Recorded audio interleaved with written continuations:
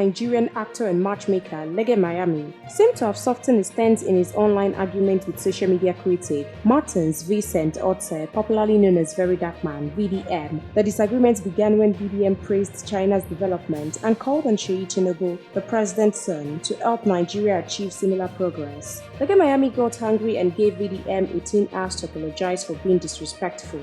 However, things changed when VDM responded by bringing up an old report from 2021, where Lege Miami was accused of wrongdoing involving a teenager. At first, Lege denied it, calling it fake news. But after VDM posted the story again, Lege's attitude changed. In a new live video, Lege spoke more calmly. He said he only disagreed with how VDM addressed the president and asked him not to involve his people in his activism. Many social media users reacted to the situation, with some saying Lege backed down because he was afraid. Others called it a lesson in being careful before picking fights online. While VeryDarkman is here to respond to Lege's comments, we'll continue to monitor the story for more new developments. Please stay tuned to NaijaNews TV.